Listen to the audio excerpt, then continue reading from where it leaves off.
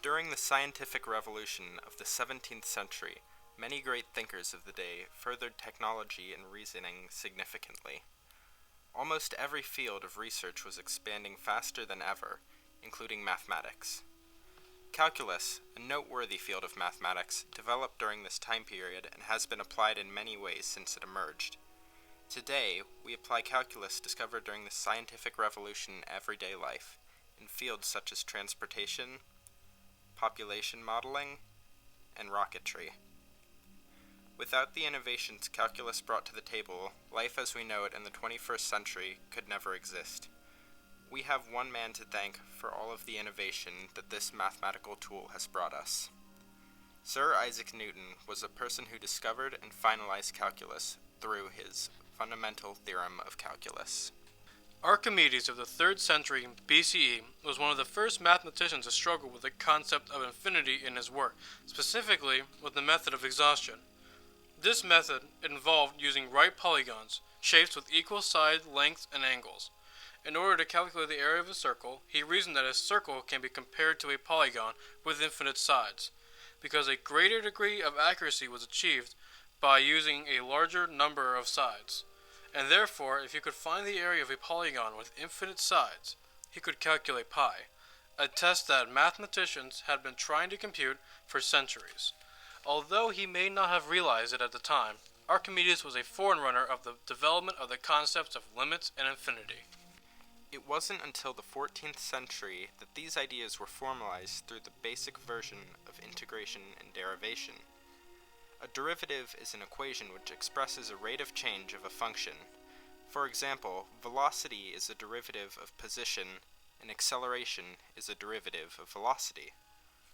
Conversely, an integral is a process that finds the area under a curve for an equation and is used for determining how much a value has changed over time. Integration is essentially the inverse process of derivation, but mathematicians who were discovering calculus in the 14th century, such as Madhava of Sangamagrama and Nicole Orsmy, were yet to discover the link between the two. It wasn't until the 17th century that anyone began to come close to proving the fundamental theorem of calculus, the proof which cements the fact that integration and derivation are inverse processes. Pierre de Fermat was one such mathematician who derived the inverse relationship between integrals and derivatives based on his work in analytical geometry, along with other mathematicians such as Blaise Pascal. Pascal, in fact, came so close to solving the fundamental theorem of calculus that he easily could have taken a final step and discovered calculus. Since the advent of calculus, its use has been an integral part of daily life in many regards. For example, one of the things which calculus is often used for is calculating complex flow rates. In addition, calculus is used to find instantaneous rates of change. Both of these two aspects of it are used in all cars, and they are the reason why car engines can accelerate and maintain speeds with such precision, and the reason why they are able to have speedometers visualizing the instantaneous velocity of the vehicle. In addition, calculus is useful for modeling the rates of change of a population. This principle is applied everywhere from the census to modeling the growth of bacteria, and accounts for many variables all at once.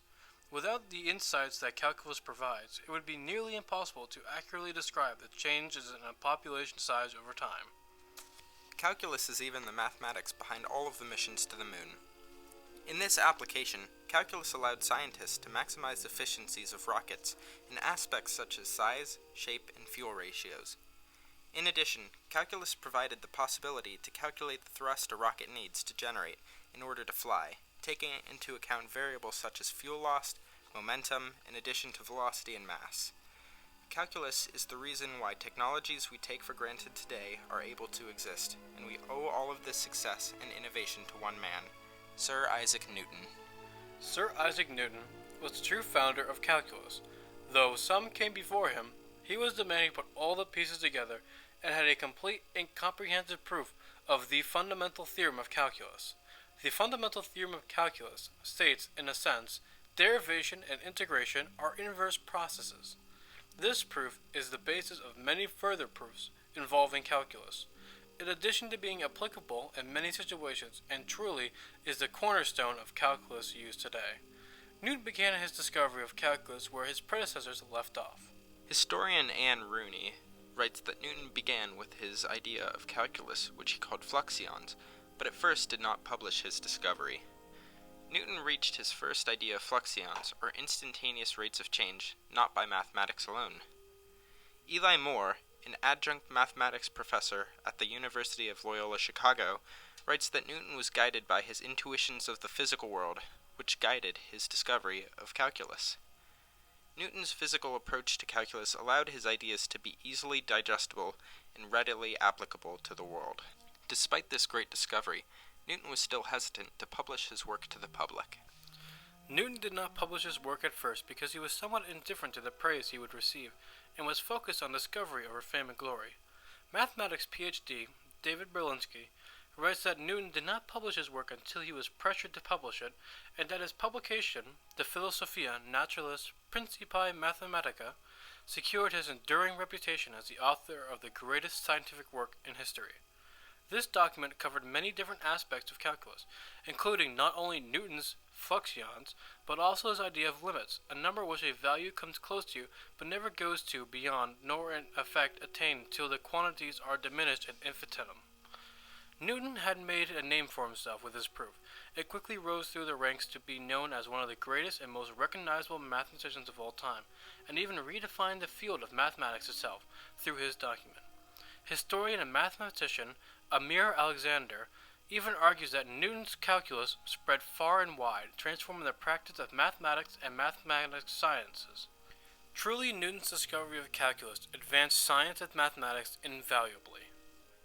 Some historians, however, do not completely agree that Newton deserves the credit of founding and discovering calculus. Eli Moore argues, for a moderate perspective, that no one person discovered calculus, and that this title cannot be held by one person because calculus built up over time.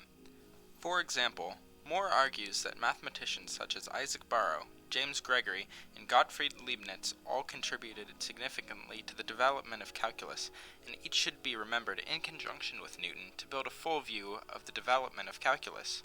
Leibniz, specifically, is often cited as being the true co-founder of calculus with Newton. His paper, Acta Editorium, refers to many of the same topics as the Principii, even referencing analysis of indivisibles and infinites, and including the first modern integral symbol, the integrand. Two other mathematicians, William Berlinguff and Fernando Gova, present Bishop George Berkeley's more extreme view against Newton. Berkeley was in complete opposition to Newton's idea of the fluxion, and believed that they were non-existent, and were a fault of the idea of calculus itself. He even went as far as to say as fluxions were neither finite quantities, nor quantities infinitely small, nor, yet, nothing. May we call them ghosts of departed quantities. Even going as far to as mock his ideas, Berkeley was highly critical of calculus as a whole. Despite some disagreement, Newton remains remembered as one of the most significant and important mathematicians of all time. In the end, Newton's discovery of calculus was imperative to the advancement of mathematics. This improvement paved the way for not only more complex mathematical ideas, but also innovations of science and technology. It was Newton's proof of calculus that allowed for the advancement of calculus past the ideas of past mathematicians. This proof allowed for revolutionary advancements in all fields of science and is used today in vast amounts of technologies used by people on a daily basis. Overall, Newton's fundamental theorem of calculus proved to be very impactful due to its implications and its implementations in society.